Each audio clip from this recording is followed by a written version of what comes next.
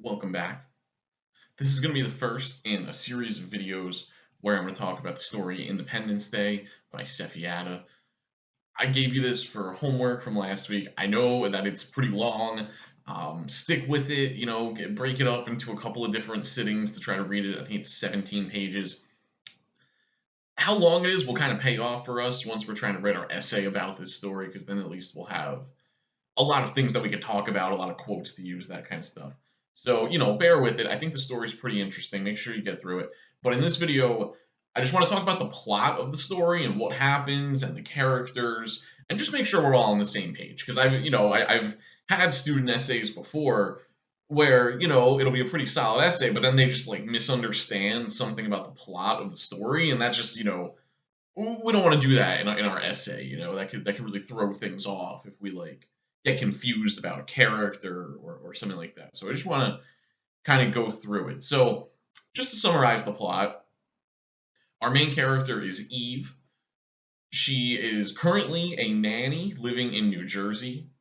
She lives in the basement of the house with the family. The Dragos are the family.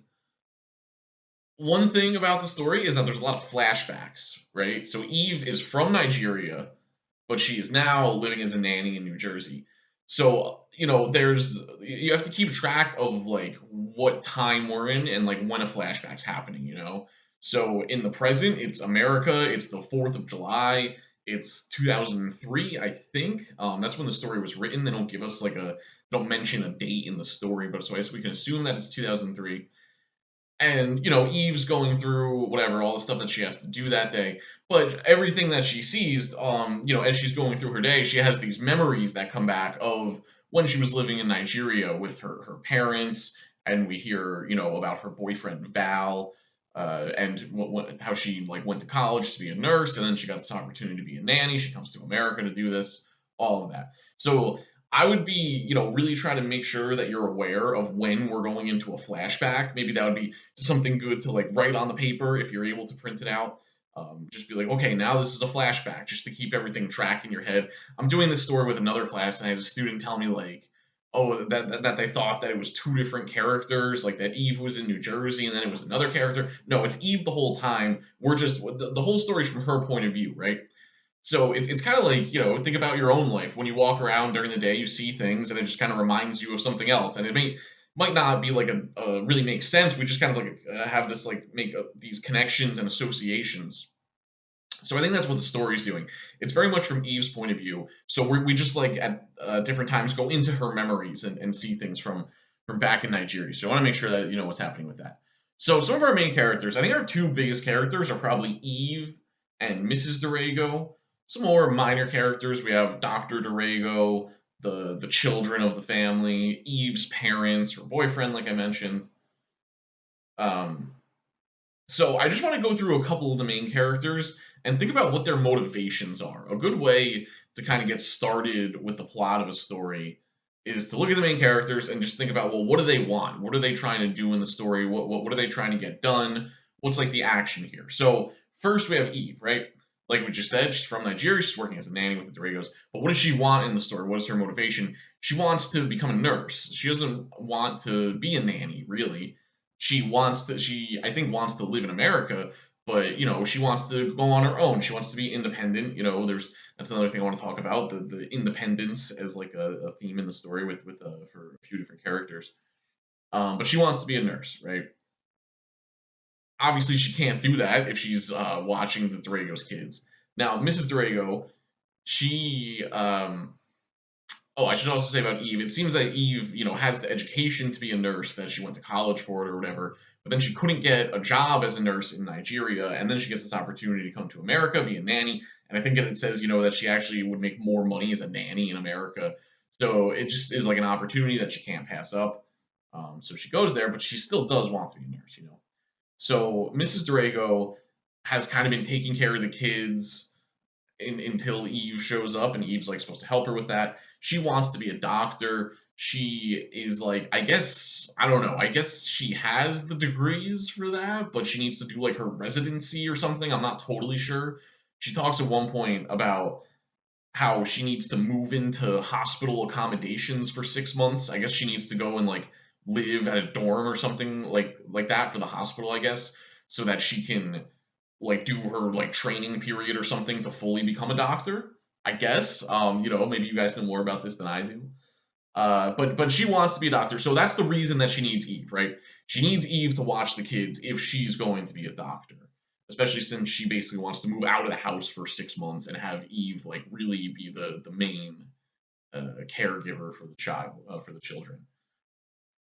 So there's a fundamental tension here, right? Because Eve doesn't want to stay and be the nanny. She wants to go off by herself and be a nurse. But Mrs. Dorego, for her to do her thing of becoming a doctor, she needs Eve to watch the kids.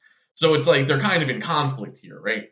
And a lot of the story is Eve kind of going back and forth in her head about what she should do. Like she feels bad. And I would kind of ask you guys, do you guys think she should feel bad? Do we blame Eve? Because if we go to the end of the story, and the bottom of page 17 is the end of the story. There's no more. Sometimes students like think it's the end of a chapter or something, and then it continues on later, but it doesn't. That's the end of the story. So it ends with Eve being like saying to Mrs. Dorego, like, "I have something I need to tell you, and you might not want to hear it," or something like that. And we know that Eve is going to tell her that she's going to leave. She's going to tell Mrs. Dorego that she's going to leave and go and try to become a nurse by herself. There's that part where she talks to this woman from Mississippi who says that she can help her get a green card. Because obviously their immigration status of all the characters is kind of an issue for them, something that stands in their way of them trying to be independent, trying to, follow their dreams, I guess we could say. If I don't know, I don't like thinking about a career that way, being a nurse, being a doctor, but I guess it's what they want to do. So I don't know. Do we blame Eve? So the Dragos brought her over specifically to watch the kids during this 6 month period. I think it says that they like paid for her flight, and obviously Eve is happy to have the opportunity. But then when the Dragos actually need her to watch the kids, she's now going to leave to do her own thing. So I wonder, like, does she owe them something? Do we blame Eve? I don't know where you guys would come down on that, but I think the story it goes back to the idea of independence. The story's called Independence Day. Who is it Independence Day for? Who's getting their independence today? Eve is one answer to that because she's going to finally tell the Doragos that she's going to leave and go on her own and try to become a nurse. Kind of for Mrs. Dorego because she's going to try to become a doctor, although Eve leaving is kind of a setback for her. Um, and then I think the other way to understand this gets us to another kind of important character, Madam Queen. And I think we could say it's an Independence Day for like Nigeria or for the women of Eve's town at least, who are doing like this protest movement against the oil company for like polluting the land and whatever. And they seem to be pretty successful with that, right? So I think we can see Independence kind of working with multiple of these characters. Other characters, so yeah, Madam Queen's in Nigeria the whole time. We see flashbacks of Eve like going to listen to her give these like kind of political speeches, and I think it says she also tells like folk tales or like religious kind of stories. Um, and then in the present, Eve is like getting updates about the protest that Madam Queen is leading. That includes like Eve's mom and other I guess like most of the women from her town. So that's Madam Queen. Dr. Dorego is obviously a doctor. He works all the time. He seems very embedded in these kind of old-fashioned gender roles and gender stereotypes where he's the man and he just goes to work all the time. He makes the money and he wants his wife to just take care of the kids and not do anything. And obviously, Mrs. Dorego's not having that. She's going to try to become a doctor herself. But it's like part of bringing in Eve and Mrs. Dorego says this at one point. She says, like, I supported my husband when he was trying to become a doctor and doing all this stuff, and I stayed with the kids, but now I'm trying to do it, and he needs to support me. So it seems like Mrs. Dorego kind of wishes that Dr. Dorego would just, I don't know, maybe not work quite as much and stay with the kids sometimes and do things for them so that she can do her thing and follow like her career, the thing that she wants to do. But that's not like really an option. Like it says at one point that like Dr. Dorego, he won't like clear the table or like load the dishwasher or bathe the kids or things like that. Those seem like really basic things. Like it seems like it also seems like he works more than he needs to. I think they talk at one point about him like moonlighting or working like a second job. And I don't know, it seems like they're doing fine financially. I don't know if he needs to be doing that.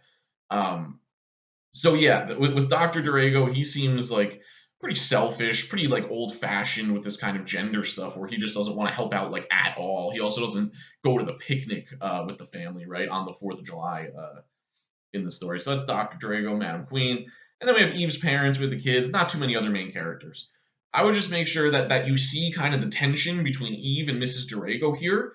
How the thing for either of them to get what they want, they have to kind of like disappoint the other, you know. So there's a thing going on there.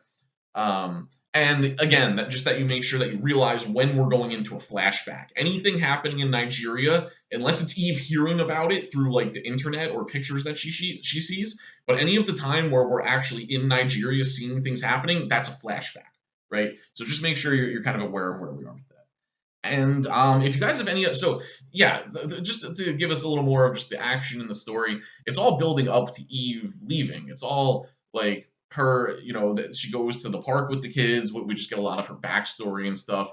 But it's really setting up to this moment where Eve is finally going to leave and try to get her own independence, get her own green card, get her own job, be able to like take care of herself and be on her own. So again, yeah, make sure you see where it's going into a flashback, and let me know if you have any other questions about the plot, or if you just really don't understand what's happening, or if you're totally confused by it. Reach out to me, send me an email. I can try to explain more. Like I've said before, I'm also open to do a meeting, virtual meeting, for any questions that you might have, or if you just want to talk about your grade or anything else going on with the class, you can send me an email, and we'll find the time to set that up. All right, so that's just getting started with the story. I'm gonna have, I don't know, at least like 3 or 4 more videos talking about how we might make an argument and write an essay about the story. So those are coming up soon. Okay, see you then.